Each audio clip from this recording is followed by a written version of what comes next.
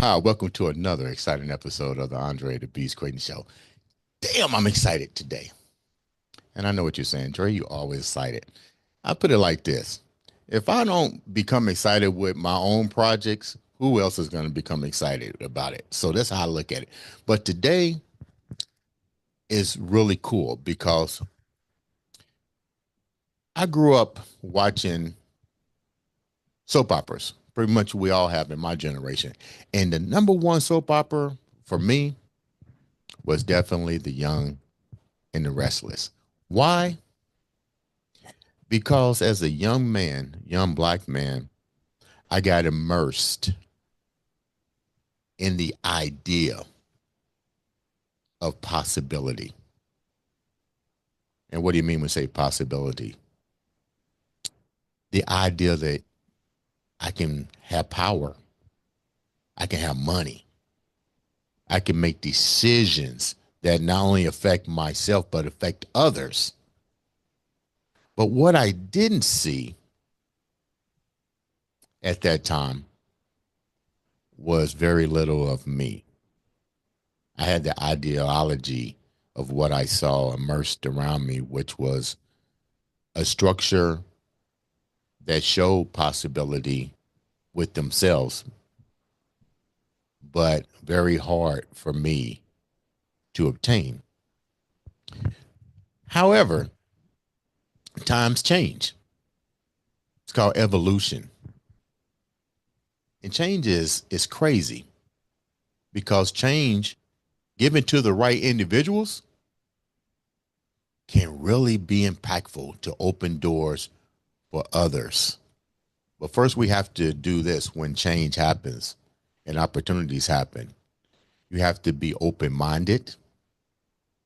You have to be transparent in your journey. And you have to let people know and understand that it wasn't an easy path to get to where you got to get because you're going to be met with resistance. Today on the show, I'm blessed because this young man was brought to my attention. I had already seen his works, but I wanted to make sure I got him on this show to tell his journey because, like I said, I watched this soap opera from start to now, but I also watched this young man's career path open up different opportunities. So without further ado, I'm going to introduce one of the premier, I'm going to call it what it is, premier stars of The Young and the Restless, of Boats Season 2, of Barry Season 4, Criminal Minds. I mean, the list goes on. Hell, I'm going to ask him to represent me and get me on some of these shows. Welcome to the show, the one, the only, Jermaine Alexander. What's going on, big Oh, man, Andre, I appreciate that. man? You talked it up, man. I said, sure, who is he talking about? I said, oh man, okay. Sit Ah, back and enjoy the ride, right? I appreciate you, man. This is thank you, thank you, thank you. Before we get Ooh, into your story, I mean, we was talking off camera. I mean, we was talking deep. yeah. And my hat's off to you because of the journey that you've taken to get to where you at. These are some major accomplishments. But Mm, before we get into this, tell the viewers a little bit about who you are. man, so my name is Jermaine. I'm from Oakland, California, Bay Area. Uh, been in Los Angeles 13 years, and just doing the grind, internships, volunteering at different studios. Um, I'm an editor by trade, so I'm editing other people's projects, learning how to storytell in that way. Mhm. And then found myself directing, creating projects, finding people who are like-minded, trying to create fun projects, projects that make people feel things, and Right. just uh, celebrating the artists around me, making sure everybody's heard, seen, having fun, and all that stuff. So I really am, living the dream, making Right. sure people are happy and inspired. That's my main thing is if people aren't inspired, then what are we doing? You know what? That's You're talking Oakland, mm, California. You're talking about visualization of the movie and entertainment industry. You're not talking mm. about the rap game. You're not talking about gang related kind of stuff. Were you ever surrounded by that in Oakland, or were you in a different type of environment that allowed you to really have comfortability in pursuing your dreams?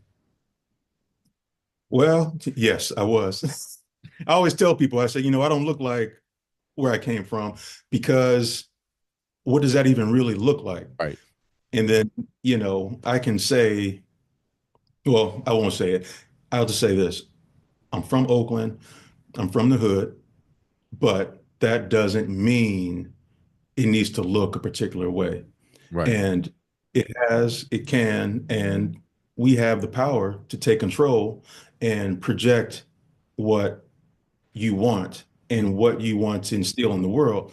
Because I think that's where we fall short sometimes as a community is we feel like we have to quote unquote keep it real. right, And keeping it real is an art expression of itself. right, That's your form of freedom is what are you right. when you come from somewhere like Oakland or Inglewood or Brooklyn. You have power to be whatever you want to be That's because you've very already real. been in the space. Yeah, I mean, that's really what it is. And that's what Oakland's taught me is I can be whatever I want to be. You know, Things are already forced on you in Right. your community to be something that you're not anyways. What kind of So, resistance were that's what I love. Jermaine, what Mhm. kind of resistance were you met with coming from Oakland? Even when you watch the football team, the Raiders, man, you sense that toughness, like like you said, keep it real. But man, keep it Mhm. real is making sure you do what you're supposed to do with your life. But what That's kind of real. resistance were you met with coming up in such a hard area like Oakland? Mhm. Just keeping on going. It's the oppression, and I hate to use that word because everybody says like, "Oh my God," and they start rolling their eyes. But oppression is a real thing, and we can't get desensitized from talking about it Mhm. because the truths continue on. And so the oppression continues on until we acknowledge it. And what does that look like? Okay, the oppression is when you're in high school or middle school and you have nothing but teachers who don't look like you sending you signals that, okay, you're not going to get much further than this. Right. These signals are sent out daily to a lot of kids in these inner city areas. Mhm. And then we wonder why there's a lot of police brutality. It's because students are responding to those microaggressions Right. subconsciously, Mhm. you know? And if there's historic issues happening in the houshole, there's not many ways to turn. So the oppression starts there. How It would starts with the youth. How were you able to escape that? Did you have strong family ties with both parents in the household? And I did not. So in terms of my father, he was there, but there were things that really weren't solidified to make sure that this was a place to be supported in this way, Mhm. in terms of career and finances and stuff like that. Right, But this is where artistry comes into us as Black people. You get creative in trying to find what you need. right, I needed my grandfather. He became the person that I was able to look up to and say, okay, well, who is this guy? This was a man who was a part of the big migration. He took his family from South Carolina to the Bay Area to have a better life. That's what a lot of us had dealt with. But it was the developing the mindset to see what that was and what that truly meant, the mhm, gravitas of all that. And I put him up there with all the people who inspired me who I've never met, right, like the Paul Robesons of the world, you right, know, um, Harry Belafonte, who I have had the chance to work with. I mean, these people have set bars for us to emulate and pass that baton on to. Mhm. So that's why, we started this off pretty deep. Yeah. Being from Oakland is like, how can I not see the importance of these people before me Right. and then keep everything solidified in my hometown that I'm proud of, but it's so much more than that. Right. When you first So got anyway, that, yeah. when you first got that calling, when was your first calling into the theater? What was that like for you? Because let's get real, you So for don't the hear record, about theater, and it's crazy how the media does. When you hear mhm, Oakland, when you hear Compton and Long Beach, especially people of color, and people need to understand now with the digital age, it's a different story, but it wasn't that long ago that the glorification for your area where you grew up was gang related. It was infested with drugs. There was no way out. It was poverty, but you was able to do that. So when you got your first opportunity to get in the theater, how was that for you still during that? We're still transition. Let's get real, and we're still transitioning. So you still got to deal with the information that the people that you were trying to get jobs from were still looking at and probably was even classifying you as. right. So my entry to theater was through music because I was on a drum line. And so Oh, we would go perform in parades, we would tour. We were part of the World Drill-A-Rama right. in the late 90s, early thousands. And when I started getting involved in extracurricular activities in middle school, then there was a play in high school, A Raisin in the Sun, Mm, which is black. So I was like, okay, this is great. Let me just see what this is about, another performance, thing. And it's fun. You going out there. I was Asa guy. Anyone who knows Lorraine Hansberry's uh, piece, there's an African guy in there. So I'm playing with accents. Acting like I'm the man from over here. But then that's Jamaican, so don't listen to that accent. But it's just fun. You out there playing around. right. And to know the history behind it, that's when it gets deep. And again, signals, right? Right. I didn't know what that really meant. I just knew I was having fun. Right. Then you start doing research. Lorraine Hansberry is the first Black artist to have a play on Broadway. Wow. So already I'm acknowledging structures, Right. the white structure, and to be a Black person in that space. Right. So it's like we can't deter away from talking about race because art is political. Right. It's always going to be political, whether we think we're just watching a fun gang movie, on TV. No, that's political because one, that's not who we are. Right. That's who some of us have become because of It's been put on. redlining. Yeah. It's been It's been put attacked. on us, Yeah. right? And I love, hip hop and rap, but there's other stuff out there. There's other representations of who we are, and we can't put ourselves in that boat. And Right. like Lorraine Hansberry says, we are not a monolith. So it's like we are a complex people, Right. you know. We're fun, we're pain, Yeah. you know, Let's go. rhythm in the blue. Let's go deeper. Let's go deeper. I'm getting ready to navigate this boat because you've been in, Okay. you've been on boat season two, but we're gonna go deeper with this boat. You get an Okay. opportunity to go on to one of my favorite soap operas of all times, The Young and the Restless. And we was talking about this off camera. I'm definitely older than what you are, and I remember watching that particular program with such ah, like I said Hmm. during the opening, I was wondering could I be Victor? I looked at Victor with power. I'm like, man, that dude is power. He's charisma. I looked at Jack, who was able to kind of like be the same. It was almost like watching a game of chess with two people, but the chessboard wasn't there. They had to use their mind. I saw Hmm. the beautiful women that were Hmm. always coming in and out of the soap opera, and I'm watching all of this unfold. But what really shocked me I never seen our people on there. I never seen any nationality. I saw a white inner structure of power and what could be, but I realized, could I really be that? Until one day the emergement of a black actor popped onto the screen, male and female, and I believe his name was Jesse. And I was like, Mm, wow. And I'm watching this. I'm watching his character, I'm watching his role. And as I got older, I noticed that they carefully start structuring him out. But I wasn't using these words structurally because I was still young.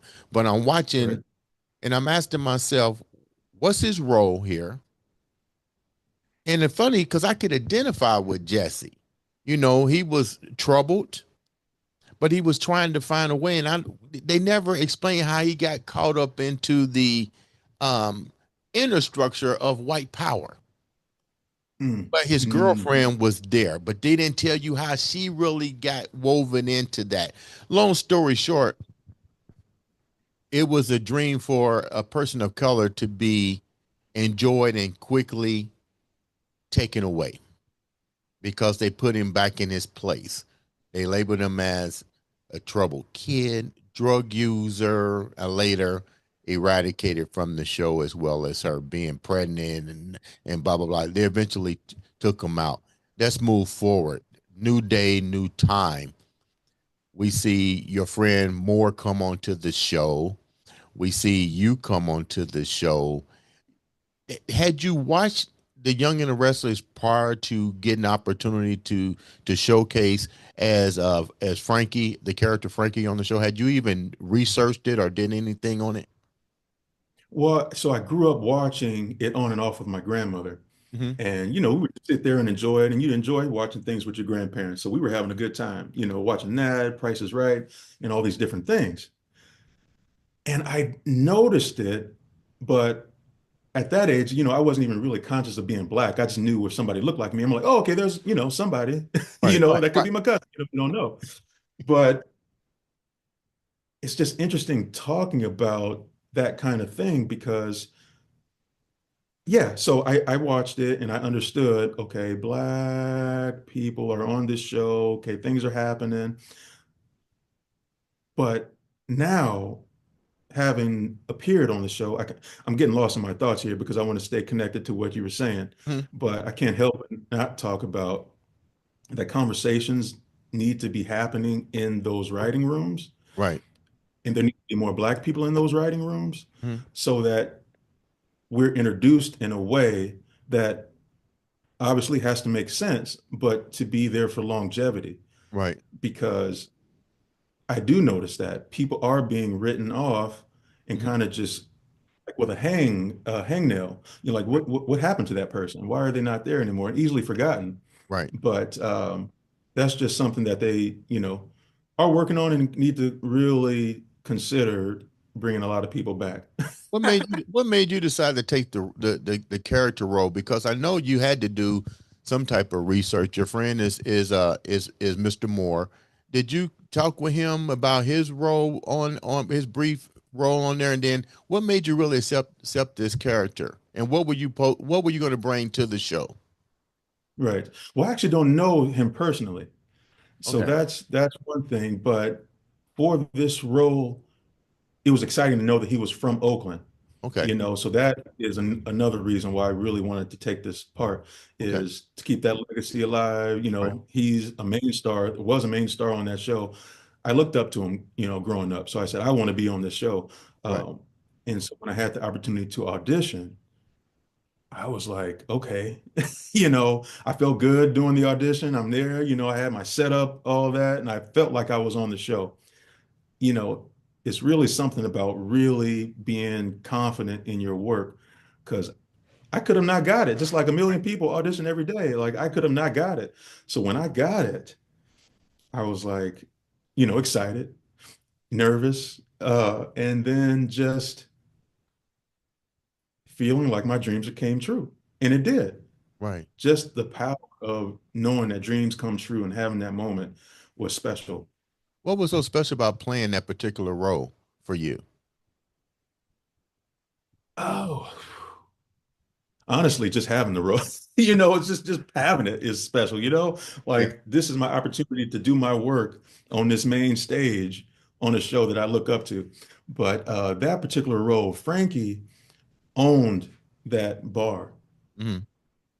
That's huge for me too, just to know that he had ownership Hmm. of something that was an establishment in this world. Right. You know, that was enough for me. How did you wind up? I know it's a character that you're playing, but when you're writing these plays, they always emulate real life.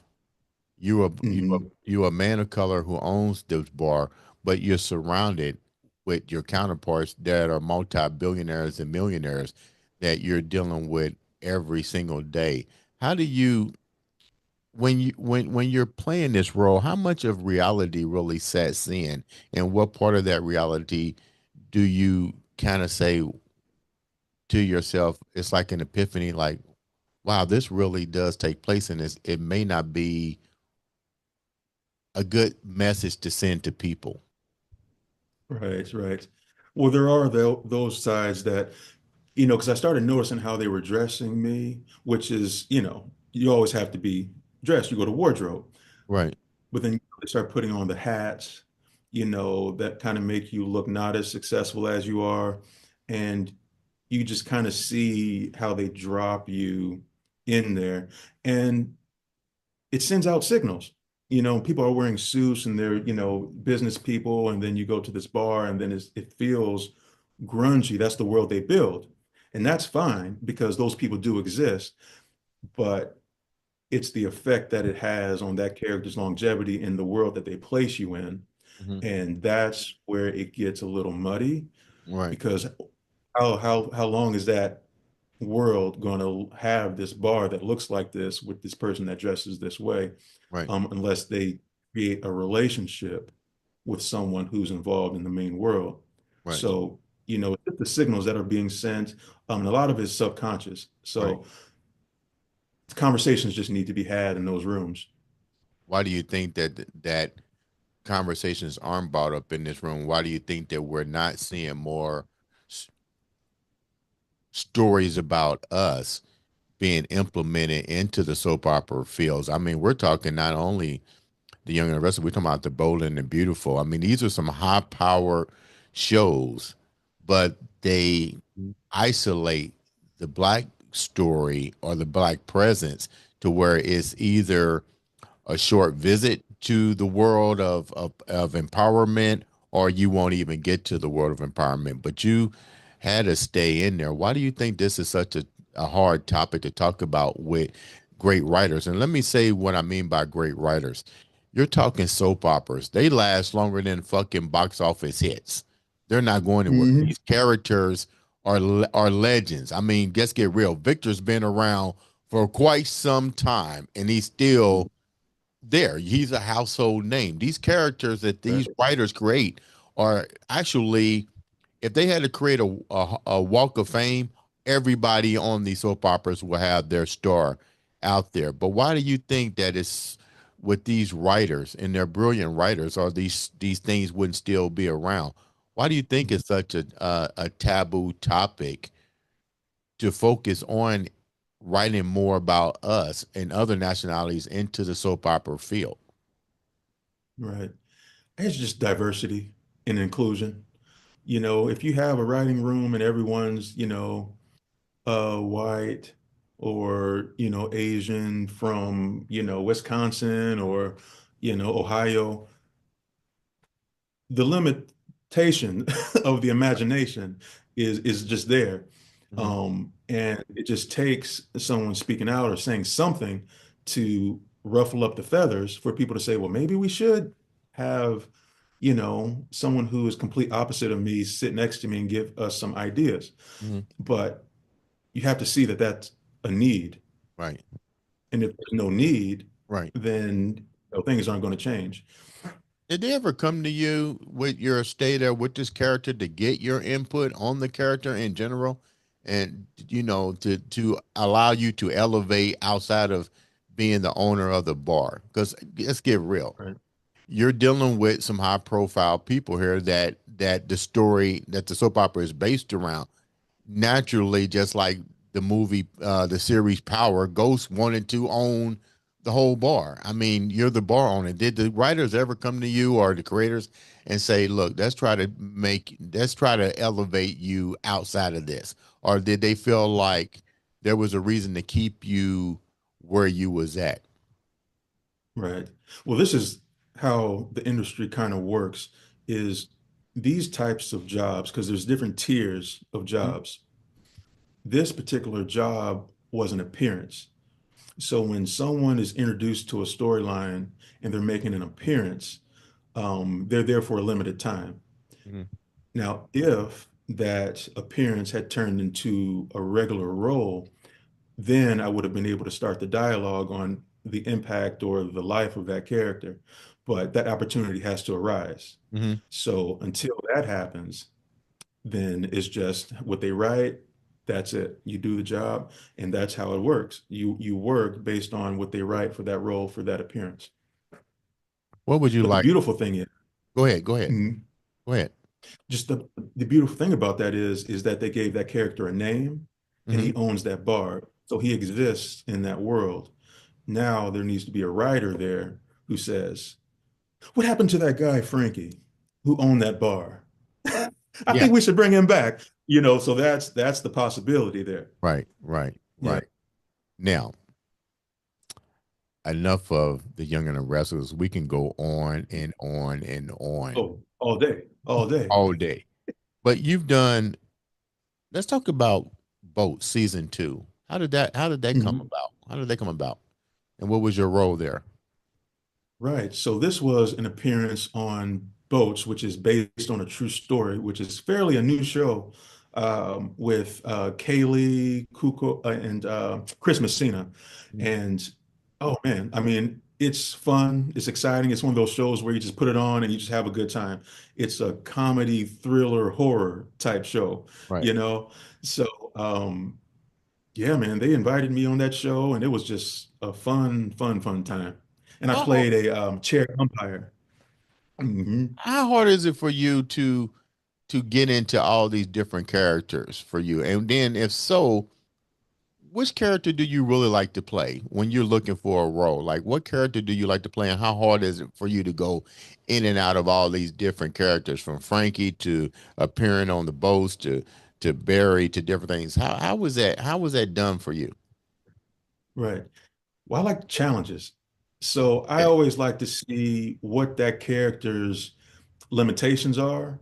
And just from the stage, learning how to find the core of a character.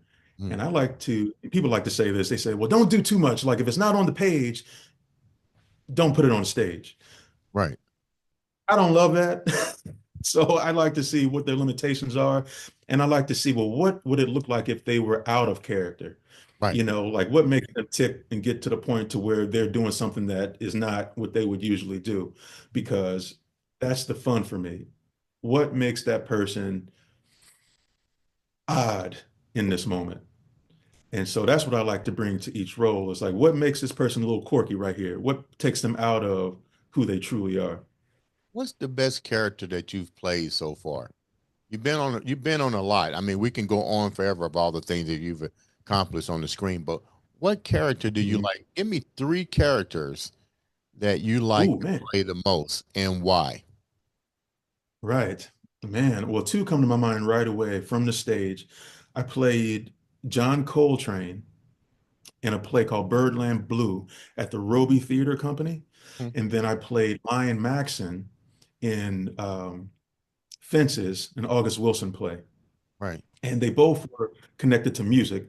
Um, so John Coltrane is, John Coltrane is the saxophonist who's changed all of jazz music, once he stepped on the scene. And the reason that was a big deal for me is learning his approach to music from his pain, Mhm.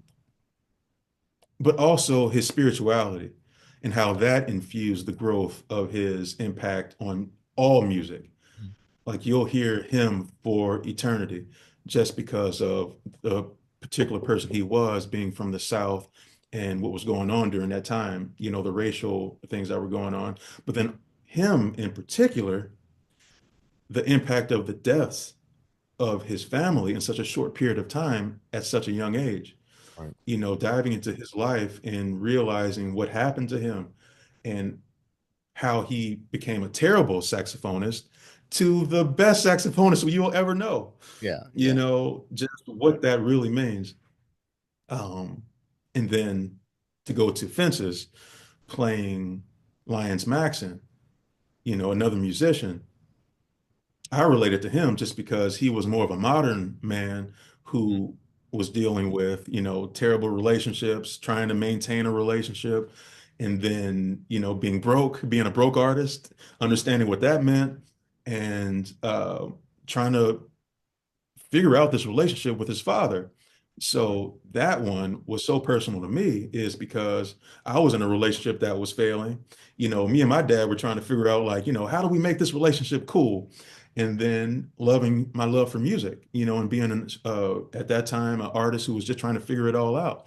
Mm. So that just impacted me in another way of being so close to a character. You got one more character to choose. Oh, let's see. That was two. So You got one. those are the ones.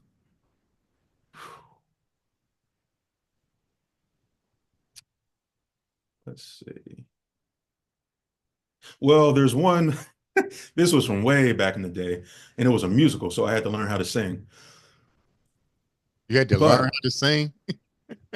yeah, because I was in college and singing is not my strong suit, but Right. they did a lot of musicals. So they were just like, okay, well, audition for this, you'll get some credit, but you have to learn, you have to sing.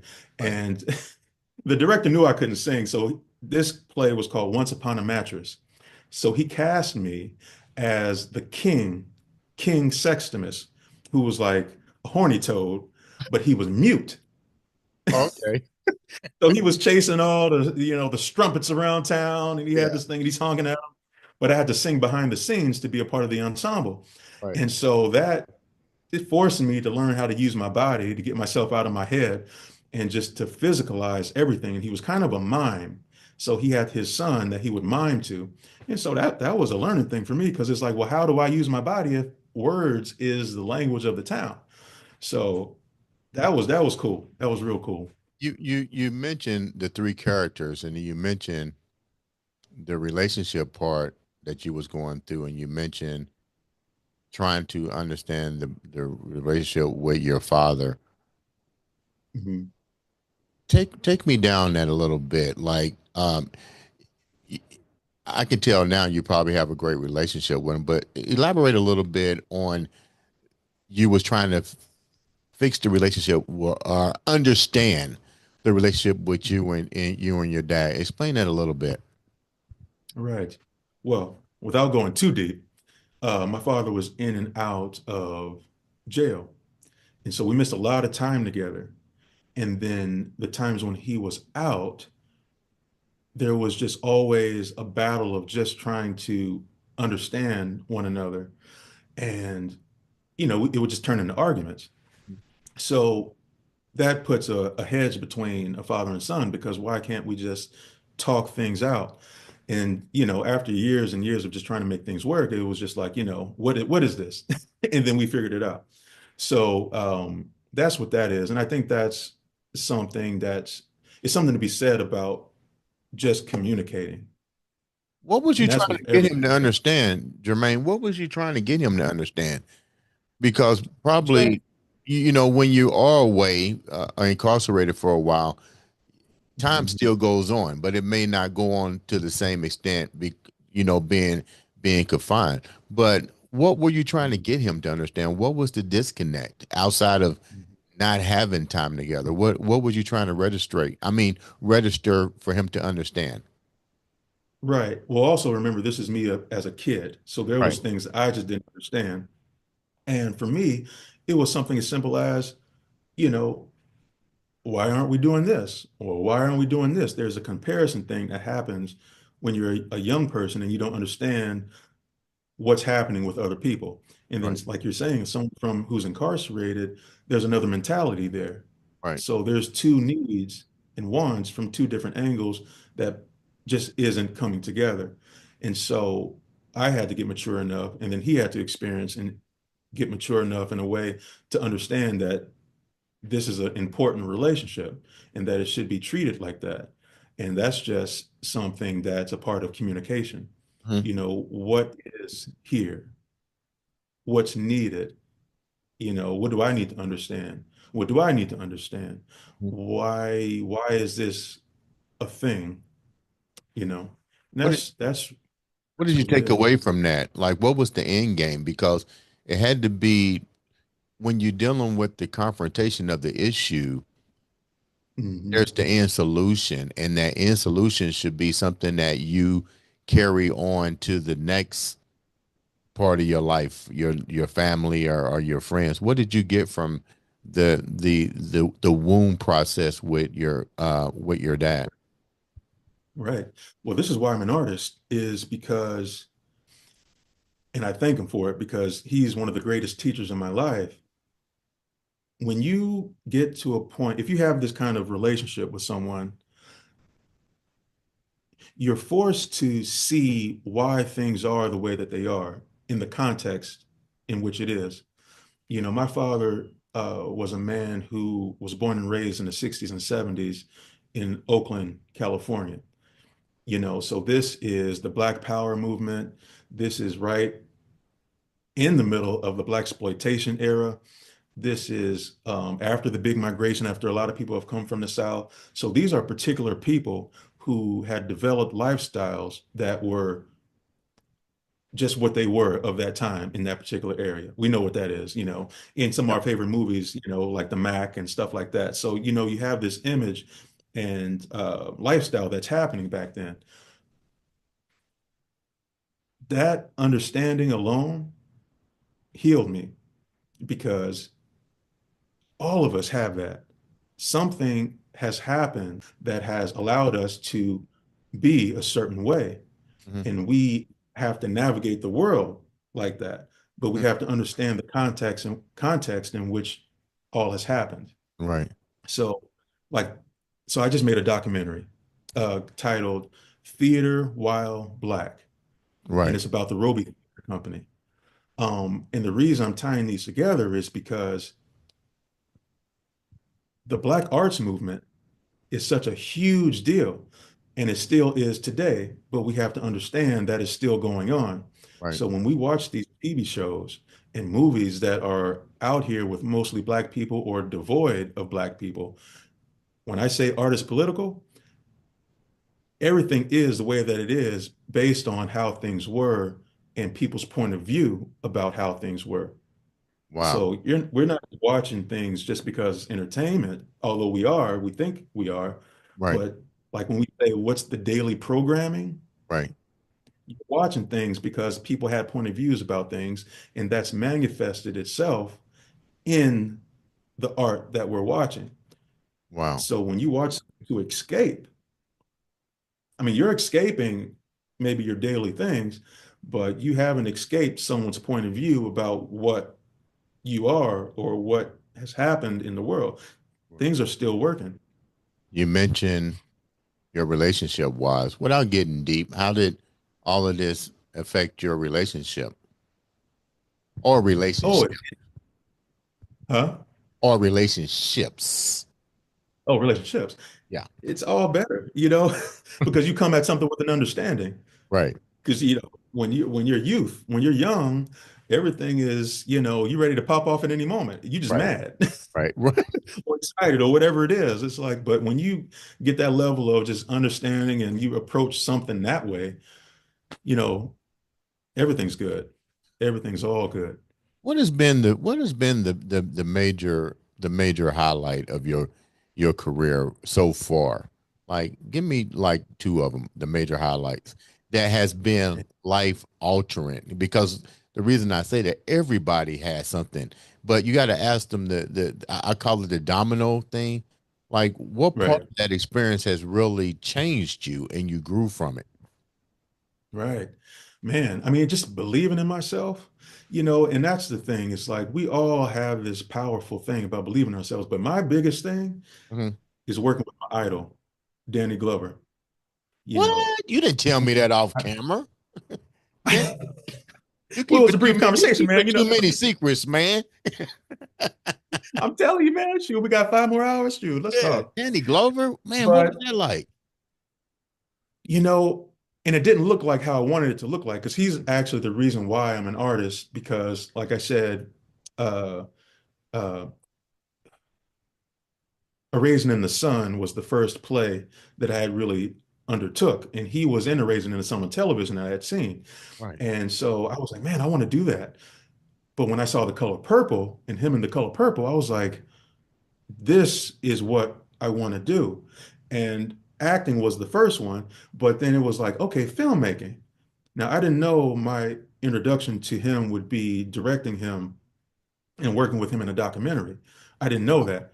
But when I started getting involved with the Roby Theater Company, I was like, I think I'm the one to make a film or a video piece about this company. I, it didn't hit me that I would be sitting here with him saying, you're like, well, why did you become an actor? Like, you're interviewing me right now? Like, I'm interviewing him. Like, I had to, keep pinching myself and try not to keep saying lines from films that he had been in over and over again to, make it awkward. But that shifted my understanding of why I'm doing what I'm doing. It's not just to make my dreams come true, which were happening, but it was to be like these great men in my mind. Right. They had impact on the world. Your dreams can come true. What was the one thing that he said to you that really resonate? Because I mean, you're interviewing him. He had to say one thing that you go, wow, I still remember that to this day. Yeah, yeah. I had two things come to my mind is one, you can do it. I mean, it's the simplest line you could ever hear, but to hear Danny Glover sit in front of you and say, man, oh yeah, yeah, yeah, you can do it, man. That was just like, okay, Yeah, I all can do it. wheels. I can do Yeah, it. fill up the gas tank. I'm about ready to go. I'm just vroom vroom. That's cool. And then what he quoted Paul Robeson when he said, artists are the gatekeepers of truth, I believe that. and that right there, Yeah, I believe it's that. insane. It's insane. You mentioned, I'm thinking I'm heard you right. You mentioned Harry Belafonte. Hmm. Okay, take me down that road. Oh, Don't you man, look? I'm paying attention to everything you're saying because you got a lot more secrets you ain't telling. We got to do a part really? two to this. What Oh, was that? What, I what got the was that book, man. like? The book is coming. Harry, man, he was super gracious, super gracious.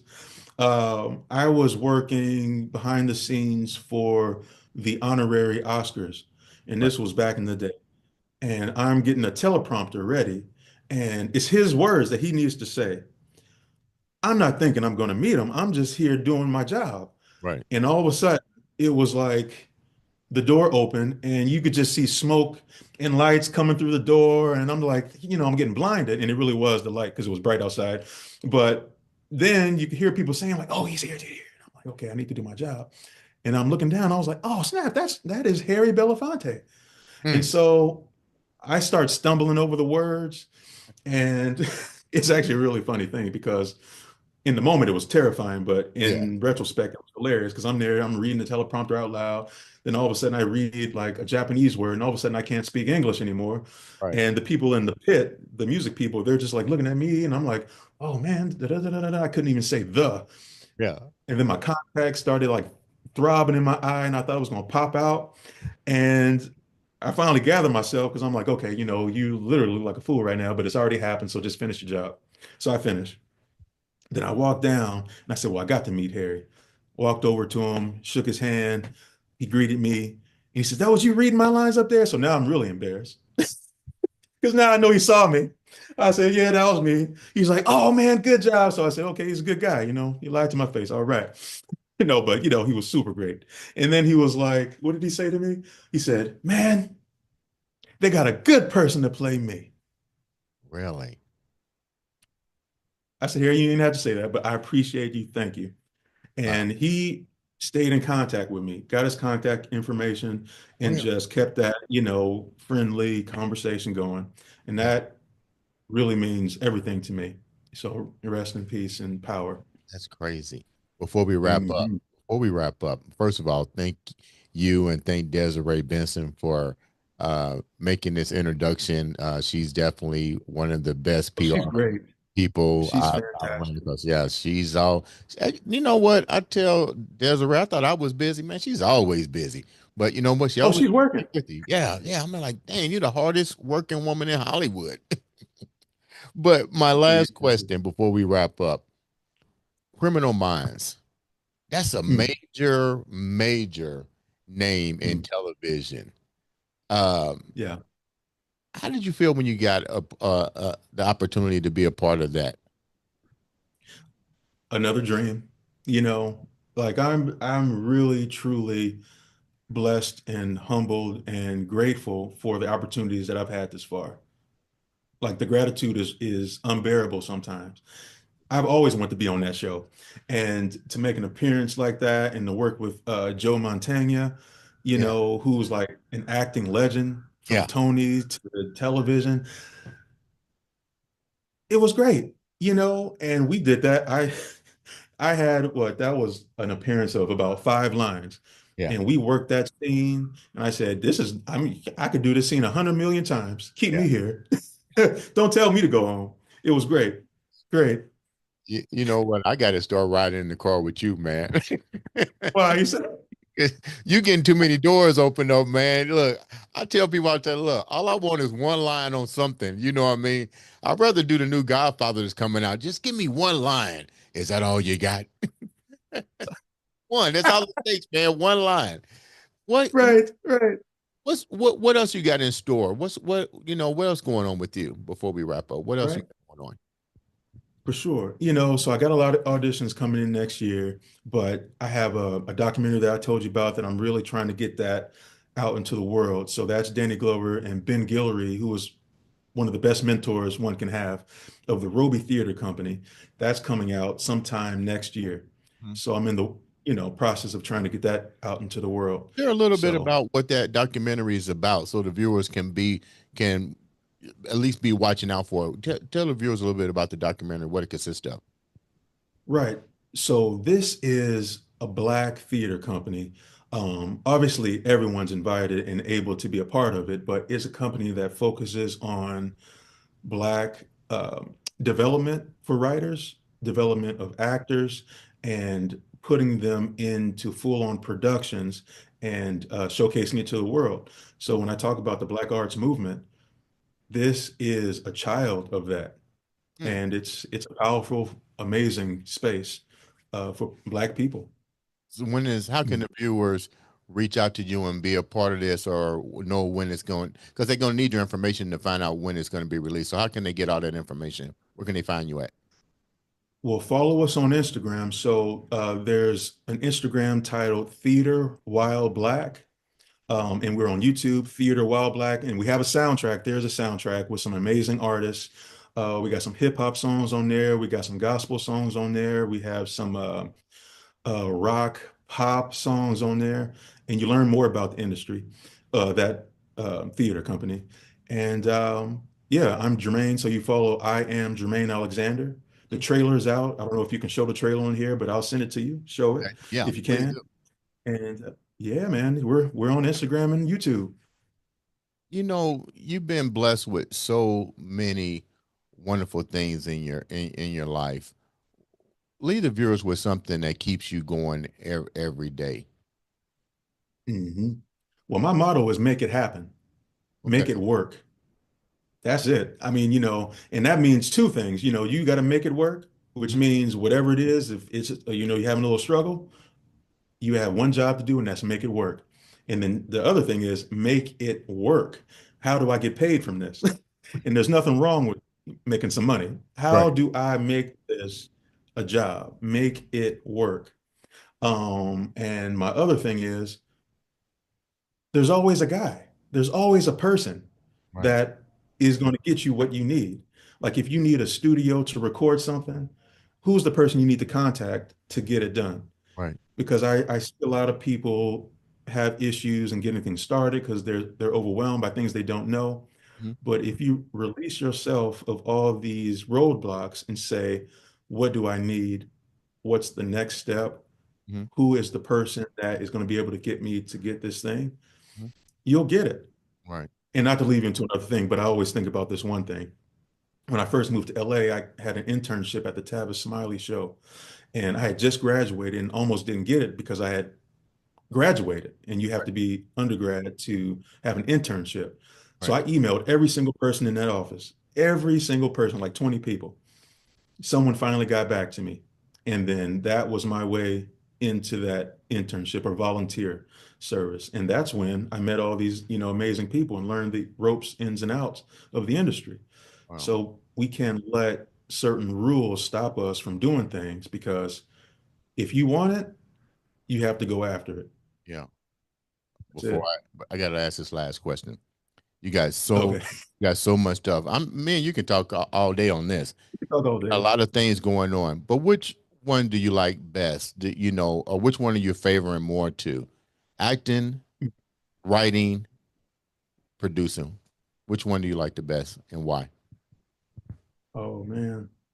You wasn't prepared for that. I had to close it out with I something wasn't deep. prepared for that one. Sure, I was like, you didn't tell me you were going to ask me that off camera. No, I'm kidding.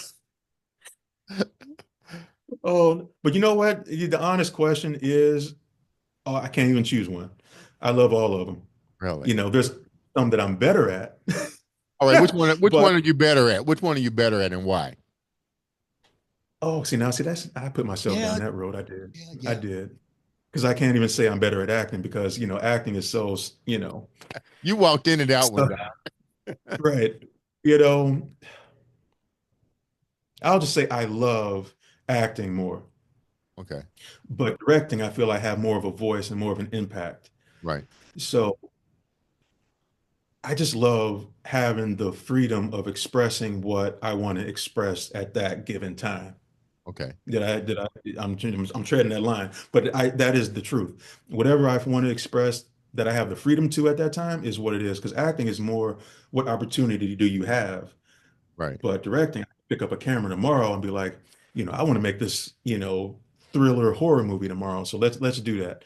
Who Hmm. can I grab and make this happen? Man. But yeah, I think you've answered it just great. You know what? Thank you so much for taking the time to come on the show. Definitely want you to yeah. come back. You got new projects going out. We like to help make sure we amplify that for you. My hats off to you. Definitely are Thank you. definitely setting the trend out there, man. And I'm gonna keep supporting you. I want all the viewers to keep supporting. Make sure you guys subscribe. Click on this link. Follow everything he's got going on. Ladies and gentlemen, this has been another exciting episode of the Andre the Beast Crayton All Show. right.